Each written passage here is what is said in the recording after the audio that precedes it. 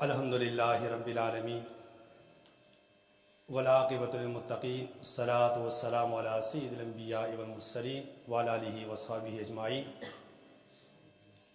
اما بعد فاعوذ باللہ من الشیطان الرجیم بسم اللہ الرحمن الرحیم قد جاءکم من اللہ نور وکتاب مبین آمنت باللہ صدق اللہ مولانا العظیم۔ بلند آواز سے پڑھیے الصلاۃ والسلام علیک یا سیدی یا رسول اللہ وعلی آلک واصحابک یا سیدی یا حبیب اللہ۔ بعد از حمد و صلات قابل قدر قابل احترام استاد محترم شیخ القرآن والحدیث حضرت علامہ مولانا قاضی انوار الحق صاحب و دیگر علماء کرام، السلام علیکم ورحمۃ اللہ وبرکاتہ۔ چونکہ ہمارے استاد محترم تشریف فرما ہیں، اساتذہ کے سامنے گفتگو کرنا سورج کو چراغ دکھانے کے مترادف ہے۔ الغرض ان کے حکم کے مطابق انہی سے سیکھی ہوئی کچھ باتیں آپ کے سامنے گوشہ گزار کر کے انشاءاللہ العزیز مختصر وقت میں آپ سے اجازت چاہوں گا۔ کوشش کروں گا کہ 10-15 منٹ کے اندر میں اپنی حاضری مکمل کروں۔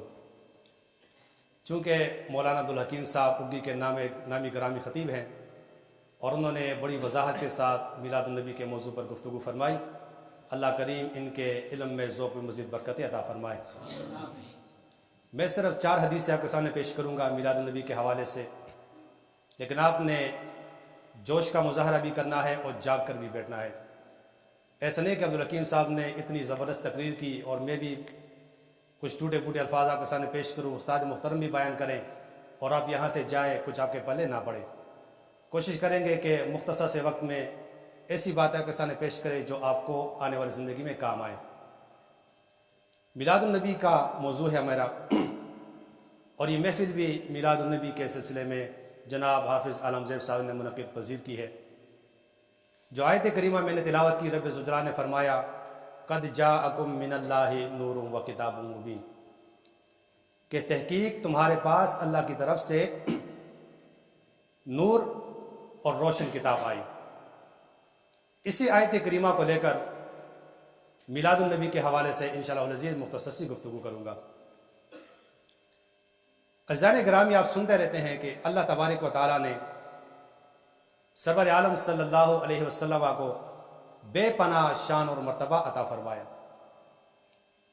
اور اللہ کریم نے قرآن مجید میں جا بجا نبی کریم علیہ السلام کو الگ الگ القابات سے مخاطب کر کے فرمایا کہ اے حبیب، کبھی فرمایا میں نے تمہیں رحمت للعالمین بنا کر بھیجا، کبھی حضور علیہ السلام کی تعریف و توصیف بیان کرتے ہوئے فرمایا کہ میں نے اپنے حبیب کو کامل دلیل تمہارے پاس بنا کر بھیجا، کبھی فرمایا کہ میں نے اپنے حبیب کو تمام عالمین میں سے، تمام انبیاء میں سے بلند مقام اور مرتبہ عطا کر کے تمہارے پاس بھیجا۔ اور اللہ کریم نے 1,24,000 کم و بیش انبیاء میں سرور عالم صلی اللہ علیہ وسلم کو جو مقام اور مرتبہ دیا، ایسا مقام اور مرتبہ اللہ کریم نے کسی کو نہیں دیا، کیونکہ رب نے حدیث قدسی کے اندر بیان فرمایا کہ حضور اے حبیب، اگر میں تجھے پیدا نہ کرتا تو میں اپنا رب ہونا بھی ظاہر نہ کرتا۔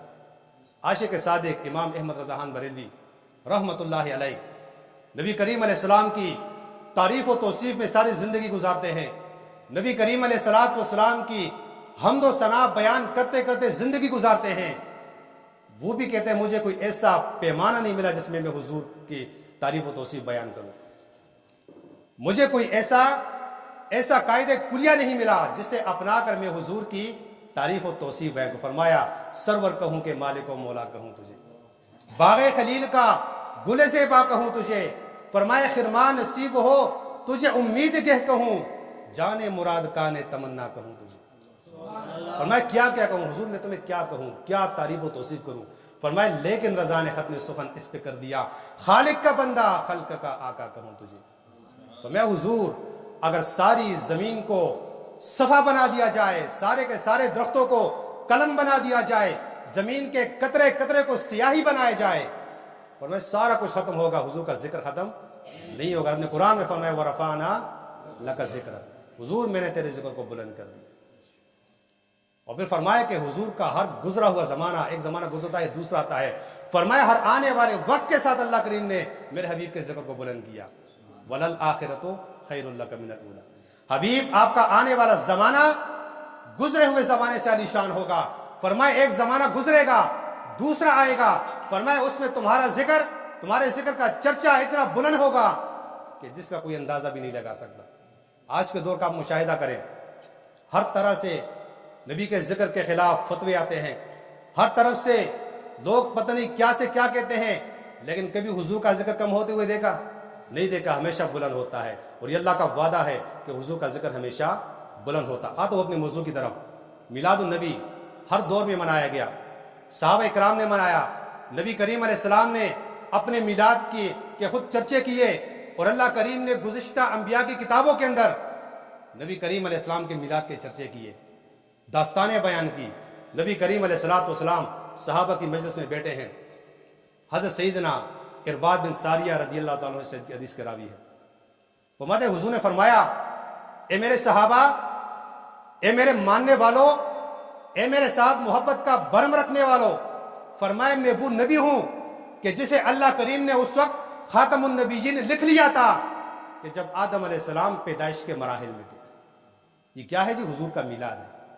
फरमाए अभी आदम अलैहिस्सलाम पैदाइश के मरहलों से गुजर रहे थे, अल्लाह करीम ने उस वक्त मुझे खातमुन नबीयीन बनाया था। ये क्या है? हुजूर की शान है। और नबी करीम अलैहिस्सलाम ने जाबिर रज़ियल्लाहु अन्हु से भी फरमाया था, फरमाया जाबिर, अल्लाह करीम ने मुझे उस वक्त पैदा किया, फरमाया कि ना ये दुनिया थी, ना ये चरिंदों परिंदे, ना ये अर्श था, ना ये फर्श था, कुछ भी नहीं था, एक अल्लाह की जात थी, एक मेरा नूर था। ये क्या है? हुजूर का मिलाद। आज जो कहते हैं ना कि मिलाद किसने मनाया? हुजूर ने अपना मिलाद मनाया। मुख्तसर करके मैं आगे जाता हूं। नबी करीम अलैहिस्सलाम के बाद सहाबा इकराम ने अपने अंदाज में हुजूर का मिलाद किया। हम अपने अंदाज में करते हैं, ये मोहब्बत का अंदाज है, हर बंदा अपने अंदाज से कर। जैसे फरमान भाई ने कहा कि अगर एक बंदा इतना भी करे, घर में खाने पर बैठकर नबी के बारगाह में दरूद बेचकर उसे ही मिलाद कह दे, ये भी मिलाद है। फरमाया एक बंदा मिलाद के दिन रोजा रखकर हुजूर की रूह को इसाले सवाब करे, ये भी मिलाद है। हुजूर के सुन्नतों के मुताबिक जिंदगी गुजारे, ये भी मिलाद है। 5 वक्त की नमाज की पाबंदी करे, हुजूर ने फरमाया कि नमाज मेरी आंखों की ठंडक है, ये भी मिलाद है। और मैं अपनी जिंदगी, अपना चलना फिरना, अपना ओढ़ना बिछोना नबी की सुन्नत के मुताबिक बनाए, उसवे हसना पे अमल करे, फरमाया ये भी मिलाद है। उमर फारूक रज़ियल्लाहु ताला अन्हु का दौर है, खुतबा इरशाद फरमा रहे हैं मिंबर रसूल पर, हज का मौका है। फरमाया ए लोगों, सवाद इब्न क़ारिब मौजूद है? वो एक साहबी रसूल थे। फरमाया नहीं हुजूर मौजूद नहीं है। साल गुजरा, दूसरा साल आया, हज का मौका है, फिर खुतबा देते हैं। खुतबे के दौरान कहते हैं क्या सवाद इब्न क़ारिब मौजूद है? फरमाया नहीं मौजूद। दूसरा साल गुजरा, फिर हज का महीना आया, फिर खुतबा इरशाद फरमाया, फरमाया लोगों सवाद इब्न क़ारिब मौजूद है, आया है या नहीं? फरमाया नहीं आया। फिर एक साल गुजरा, फिर हज का मौका आया, मिंबर रसूल पे खड़े होकर फिर फरमाया क्या सवाद इब्न क़ारिब आया है नहीं हज के लिए? फरमाया हुजूर नहीं आया। हजरत बर्रा बिन आज़िब पूछते हैं हजरत कितने साल हो गए? सवाद इब्न क़ारिब के बारे में पूछने की वजह क्या है? वो कौन बंदा है, उसकी तारीफ क्या है, उसके अंदर कमालात क्या है कि इतनी दुनिया आई हुई है, दुनिया से लोग आए हैं, बड़े बड़े मुसलमानों के लोग यहाँ पर मौजूद है, बड़े बड़े पेशवा मौजूद हैं, सवाद इब्न क़ारिब की वजह क्यों पूछते हैं? यही बातें हो रही थी कि सवाद इब्न क़ारिब मजलिस में तशरीफ फरमा हुए, बड़े खुश हुए। फरमाया सवाद इब्न क़ारिब आ गया हो और मुझे अपने ईमान लाने का किस्सा जरा सुनाओ जो तू हुजूर को सुनाया करता था। ये क्या है? हुजूर का मिलाद।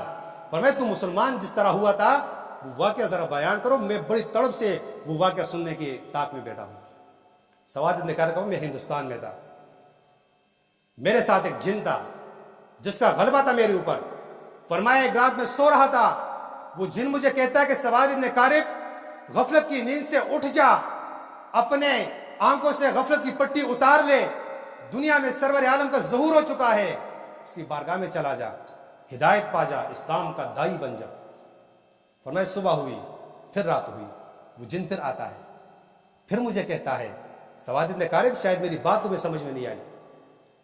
तीसरी रात आई, फिर आकर मुझे कहता है शायद मेरी बात तू समझा नहीं है, वक्त तुम्हारे हाथ से निकल जाएगा, अरमान करेगा तू जा उस हुजूर की बारगाह में बैठ जा। فرمایا ایمان کی شمع روشن ہوئی میرے دل میں، اسلام کی محبت میرے دل میں جاگی، میں ہندوستان سے چلا مدینہ منور آیا، حضور صحابہ کی جرمٹ میں موجود ہے۔ اب سنیں ذرا میلاد کیسے ہوتا ہے۔ فرمایا موجود حضور نے جب مجھے دیکھا، کہا کہ سواد ابن قارب، پہلے مرحبا کہا، خوش آمدید کہا مجھے تمہارے آنے کی وجہ بھی پتہ ہے، تو کیسے آیا ہے، وجہ بھی مجھے معلوم ہے۔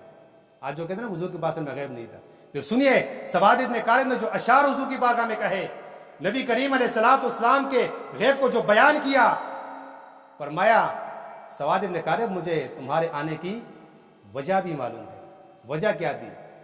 فرمایا حضور میرے کچھ اشعار لے کے ہیں، اجازت چاہتا ہوں، فرمایا پیش کر لے۔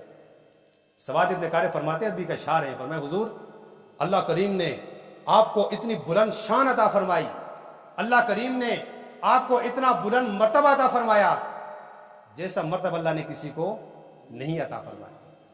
فرمایا حضور آپ غیب کو جاننے والے نبی ہیں، آپ غیب دان نبی ہیں، آپ کے پاس غیب کا علم ہے۔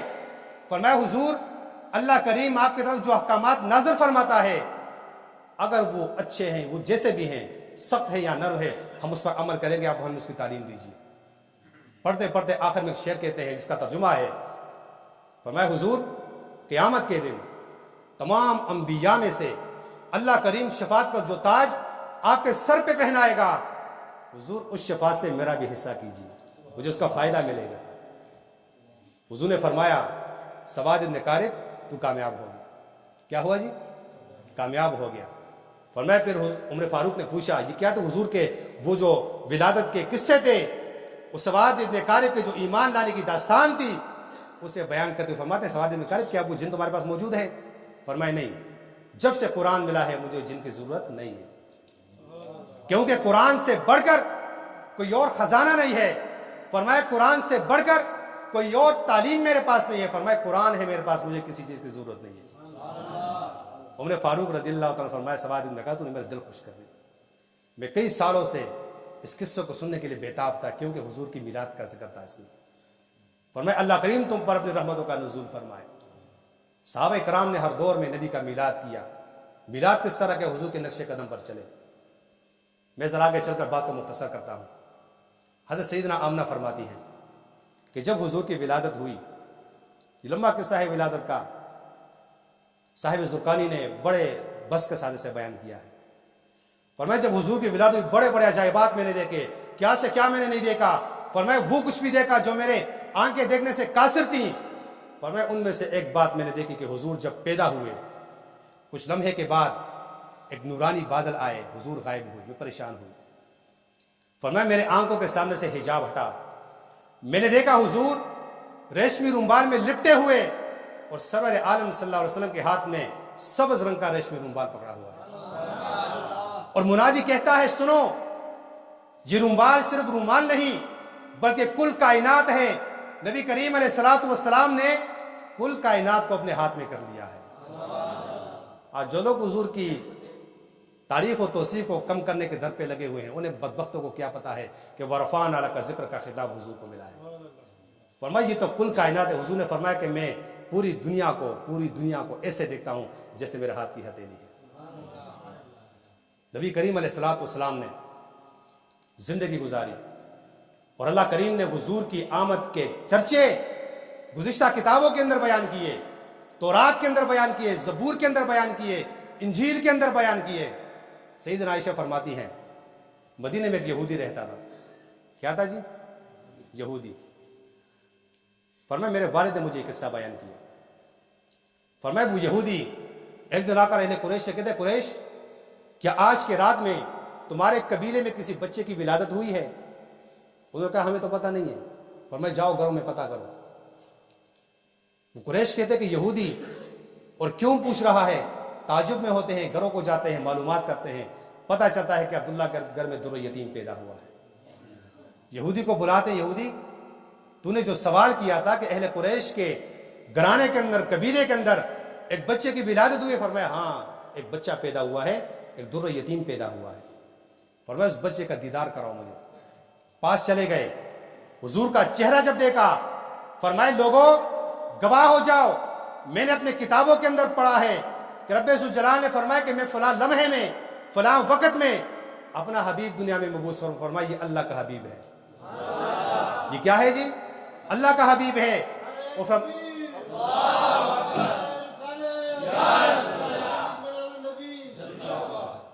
فرمائیے کیا ہے؟ اللہ کا حبیب ہے. فرمائیے یہودی بات کر بے ہوش ہو جاتا ہے. جب ہوش میں آتا ہے اہل قریش پوچھتے ہیں حضرت بے ہوش کیوں ہوئے، وجہ کیا ہے؟ فرمایا دکھ کی وجہ سے بے ہوش ہوا.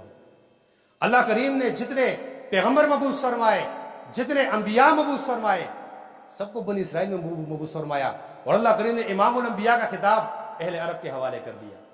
فرمایا اس غم میں مجھ پر بے ہوشی آ گئی. صاحبوں خوشی مناؤ، اپنے قسمت پہ ناز کرو، اپنے قسمت پہ رش کرو کہ اللہ کریم نے تمہارا انتخاب بھی امتوں میں فرمایا اور حضور کا انتخاب سارے نبیوں میں فرمایا. حضور نے بیان فرمایا، فرمایا اللہ کریم نے مجھے انبیاء میں انتخاب فرمایا میرا. اور فرمایا جب امتوں کی تقسیم ہو رہی تھی اللہ کریم نے تمہیں میرے حصے میں رکھا. تم بھی خوش نصیب ہو، حضور کی ذات بھی انبیاء میں خوش نصیب ہے. بات کو مختصر کرتے ہوئے میں ایک آخری پیغام کی طرف آتا ہوں. میلاد کا پیغام کیا ہے؟ حضور نے حضرت انس بن مالک رضی اللہ عنہ سے بیان فرمایا، فرمایا میرے بیٹے اگر تو صبح کرے یا تو شام کرے، کس حالت میں؟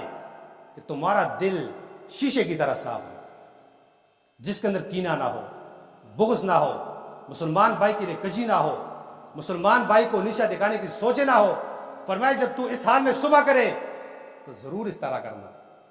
فرمایا کیونکہ یہ میری سنت ہے، جس نے میری سنت سے محبت کی اس نے مجھ سے محبت کی، اور جس نے مجھ سے محبت کی قیامت کے دن وہ میرے ساتھ ہوگا. یہ کیا ہے؟ میلاد کا پیغام ہے. اپنے دلوں کو صاف کرو، اپنے دلوں کو ایمان کی شمع سے منور کرو، اپنی زندگی سرور عالم صلی اللہ علیہ وسلم کے نقش قدم پر گزارو.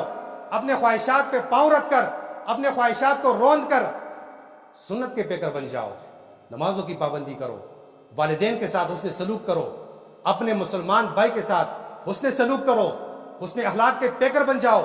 اپنے پڑوسی کے حق کا خیال رکھو، چھوٹے بڑے کی تمیز رکھا کرو، اپنے امام کی عزت کیا کرو، اپنے مسجدوں کو آباد کیا کرو، اپنے مدارس کو آباد کیا کرو. یہی میلاد کا پیغام ہے. سرور عالم صلی اللہ علیہ وسلم نے 63 سال زندگی کے اندر اسی بات کی تعلیم دی. فرمایا کہ لوگوں شیطان کے راستے کو چھوڑ کر رحمان کے راستے کو اپناؤ. اور فرمایا کہ جو بندہ نبی کی محبت کا دعویٰ کرے، دعویٰ ہم کرتے ہیں ہم نے میلاد منعقد کی، لیکن فرمایا یہ دعویٰ تب کمال کو پہنچے گا کہ جب تمہاری اتباع بھی مضبوط ہوگی. اگر تمہاری اتباع مضبوط ہے تو یہ محبت تمہیں فائدہ دے گی. مولانا عبدالحکیم صاحب کے بقول تمہیں پل صراط سے پار لگائے گی، تمہیں حضور کے حوض کوثر کا جام نصیب کرے گی. لیکن فرمایا اگر تم محبت کا بلند دعویٰ کرتے ہو اور تمہاری اتباع زیرو ہے تو فرمایا یہ محبت تمہیں فائدہ نہیں دے گی. عزیزان گرامی، اس محفل میلاد میں آ کر یہاں پر بیٹھ کر اپنے کام کاج کو چھوڑ کر اس سردیوں کی راتوں میں بیٹھ کر یہاں سے اٹھتے وقت ایک پیغام لے کر نکلو کہ جب ہم یہاں سے نکلیں گے ہماری زندگی اتباع سنت میں گزرے گی، ہماری زندگی نبی کریم علیہ السلام کے فرامین کے مطابق گزرے گی، ہماری غمی خوشی کی تقریب سنت رسول کے مطابق چلے گی. ہم 5 وقت کے نمازی بنیں گے، حضور پر درود پڑھیں گے، ہمارے گھروں میں نمازی ہوں گے، ہمارے گھروں میں قرآن کی تلاوتیں ہوں گی. پھر دیکھیے کہ اتباع سنت نبی کریم علیہ السلام کے ساتھ محبت کا برم تمہیں کس فائدے کو پہنچاتا ہے. عزیزان گرامی، اس پیغام کو لے کر اپنی زندگی کو سنوارو، اپنے قلوب کو صاف کرو. مسلمان بھائی کی